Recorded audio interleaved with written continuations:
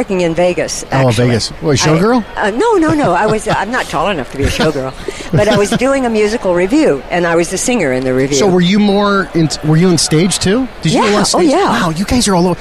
Even Alan's all exactly. We have guys. the very similar backgrounds. I started acting when I was 12. Oh my God, he did the same thing. Yeah. And then, so the voiceovers. When did you first get in that? What came first? Okay, there was Batgirl. I know you were Batgirl, the second one, right? Yeah. Penny from the Plastic Man. I don't know which one was first. Was that first or was Penny? I think Penny Plastic Man came out. I was real little. I wasn't in 8th grade yet, and then He-Man and She-Ra came out when I was in 8th grade. So I'm going back. That was about 6th grade. That was like 3 years before She-Ra. So Penny the Plastic Man hour, and it was that Hawaiian guy that was with you. I remember all this stuff. Hula. Give me high fives. You guys are on fire with the stuff you say. Let's start with your big thing that just totally changed a lot of women's lives. She-Ra. Yeah. Did you go in for an audition for that? How did absolutely. Okay, how many auditions do you have to do? Back in the day, we would audition at the agency with the reel-to-reel tape, and they would send that in. I still have reel-to-reel. Continue on. Right, and they would send that in, and then usually what would happen is they'd just choose you from that for a series. So when you gave the audition, did they say we needed a simple sound for what was your real name? You weren't She-Ra. Who were you before that? Adora. We were in the car, and I didn't want to Google Adora. No. Damn it. Now I look like an idiot. Oh, God. Now I'm not part of the She-Ra fan club anymore. So, Adora, did you have to do two different voices? I don't remember. You don't remember? I don't remember. I probably did, but I don't Has anybody ever asked you this stuff before? Not that particular See, these question. are questions I know people want to know. This is why it's your nerd side. These are nerd questions people want to know. They never know. But I'll tell you what I did have to do. As I said, usually you go in and you audition once and you get the part or you don't. I got called to the studio. Oh, wow. That's a big thing. By Lou Scheiman. I thought, well, this is interesting. Yeah. So Lou sat down and I had an interview with Lou and Arthur Nadell. And they talked to me about this new series, and I'm going, oh, okay. And I had a feeling this was something really special. Yeah. And then I was called to go to Mattel and look at the toy. Wow. So they made the toy before they made the cartoon? I think they did. That's what they're doing back in the 80s. They were doing that a lot. I heard that a lot. They did that with G.I. Joe, too. They would make the figures and then draw the cartoon around it. I don't remember if it was completed yet. All I know was it sure looked a heck of a lot like how I wore my hair and everything back It was all then. messy, but she had the big hips, too, right? Didn't she have the... well, I don't know. Did the She-Ra toy She was curvy. Did she have big hips? She did, huh? Yeah, she had big hips. She was curvy. You don't. She was curvy. Not in the cartoon, but the toy had big hips. I remember that. The first one? You ever seen Tila's toy? I have these. I collect the toys. Okay, yeah. She's got big hips, and I'm like, this is rude. Because she's supposed to make her real powerful. I think there was a reason why. I read somewhere that there was a reason why they had bigger hips, and I don't. Oh no, that was Barbie. However, from what I hear, it was based on at that time, those were the kind of toys that they thought sold to girls. I guess so, but you just doing it. Did you going into this think that, hey, this cartoon's gonna be made? This is the first cartoon where a woman or a girl, playing both the younger version than when she turned to She-Ra, is going to be having her own show, a woman in power. Do you know how big that is? That's huge. I didn't know how big it was. I didn't know over 30 years later how much of an impact it had on so many people. In so many ways, though, too. This is how much of an impact it has. I know she made me hold it. Where did you take it? Did you take it back? Oh no, this is how much impact.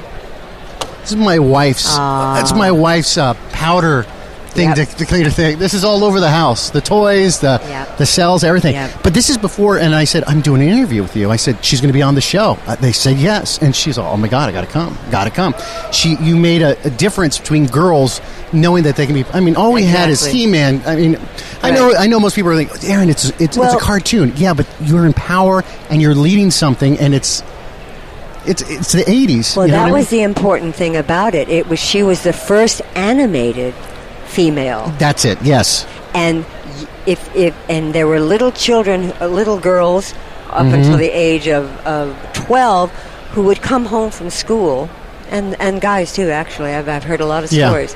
Come home from school, their parents were at work. Yeah, and this is what they would watch. The average kid, and I'll tell you, because watching this is, we watch Thundercats, He-Man. You get home from school, have a bowl of cereal, and you turn on channel whatever it is, and it's always a bowl of cereal. It's always something that has carbos and sugar in it. But you made it. Another thing that, and I heard this, and I watched a lot of your interviews on YouTube to see what's going on. Oh, and you do a great job in the panels and stuff. You don't like them? So. I never think that I'm like today.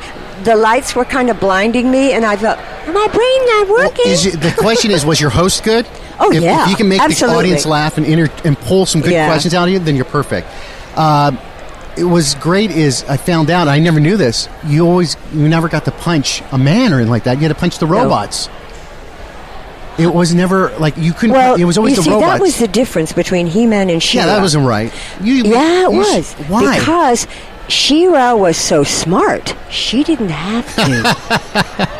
That's very good. It's true. That's very good. It's very true. How did you like doing the Halloween special? I mean, the Christmas special. I go to Halloween, Christmas special. It was great. How was that? Was there so many people? Did you guys do reads together or separately? Yes, that was what was so they wonderful. Don't do that anymore. No. That sucks. And that's what I think is missing from a lot of the stuff. We had an actual camaraderie and we were actually talking to one another. They don't do that anymore. It's like it's so if foolish. You get a part, it's separate and like absolutely. Toy Story, Tom Hanks, and they're never together.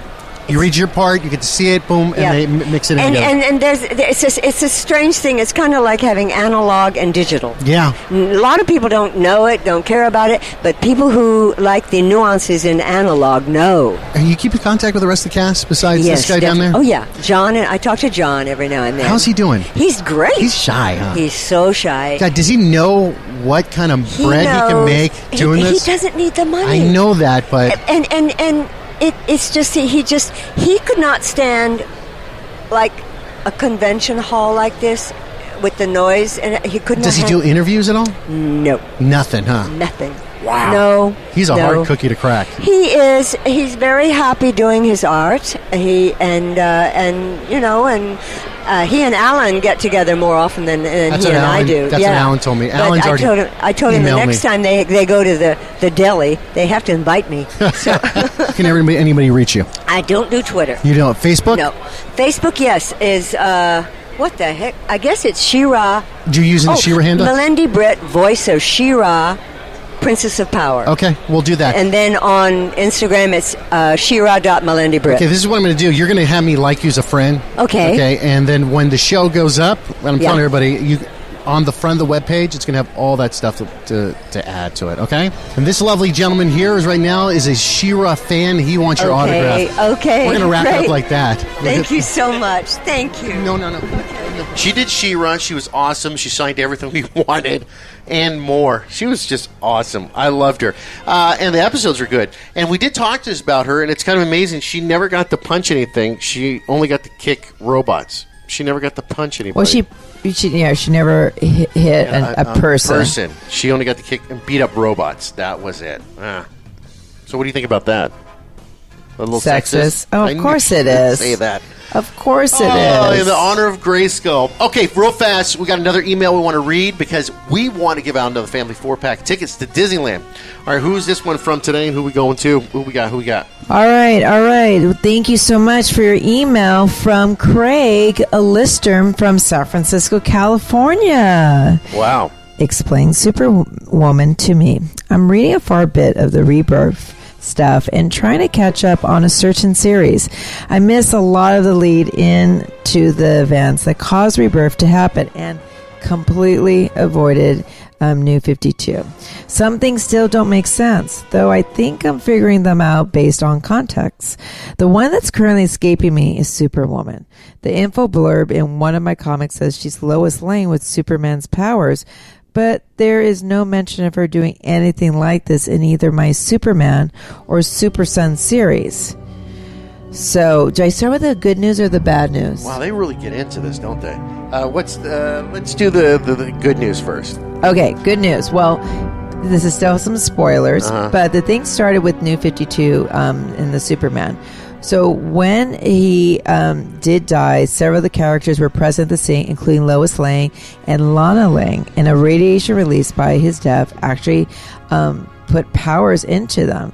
And so that issue made Lois Lane Superwoman and also Lana Lang. But the power of the Kryptonian, it was really unprepared for a human, which caused really bad results for their health. And unfortunately, Lois learned that very fast because she died in that first issue. And Lana Lang is Superwoman, but they canceled the series. Here's the bad news from Marvel. So it went all the way up to issue number 18. Isn't Lois Lane and Lana, isn't that DC?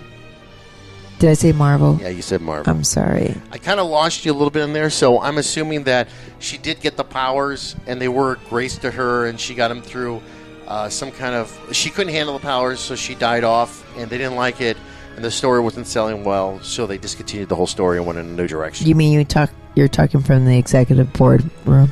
No, I'm just saying this is what they did. They kind of blew the story out. They blew it out, yeah. Yeah, because it sucked. It was all right. I mean, Lois Lane has never been really into it. I mean, there was more talk when there was another time, this is before the New 52, where Superman powers were elevated, and he made a chemical that allowed Lois Lane to have Superman powers for 24 hours. That was her birthday gift. So there was more positive talk like that. But Lois Lane, I mean, I'm not even a fan of Lois Lane. Are you? Nah, I've never been. Right? Nah, either way. She's the intelligent damsel in distress. Yeah, he needs to get... What? He needs to get a Kryptonian girlfriend. That's what he needs. Well, they have a son now. That's terrible. You're asking him to divorce or have an affair. What are you going to do about it? No. All right. Well, we got that. Congratulations. Who's that going out to? Again, Craig Lindstrom from San Francisco, California. All right. We'll do another email next week, so make sure to get those emails in. Fonseca at Your Nerd Side. We'll go through them, read them, and if we read them, use them on the air, and we answer your question, you're going to go Disneyland. It's that simple. Pretty easy, right? Hey, make sure to follow the show. Always at Your Nerd Side. All that good stuff. Got a lot more interviews coming up, and you got a lot more stuff happening. Follow the show. Follow it. That does it for the show. Is everyone ready? Yeah. Hit it. Your Nerd Side is a production of Fonseca Entertainment. The country's great communicator. Producer Brandon Randazzo. Associate producer AMV. Technical producer Lisa Layson. I'm Aaron Fonseca, your host. If you need anything, make sure to go to our website, yournerdside.com. Oh, and make sure to follow the podcast. Internet. The internet. Oh, yes. Download to Papa.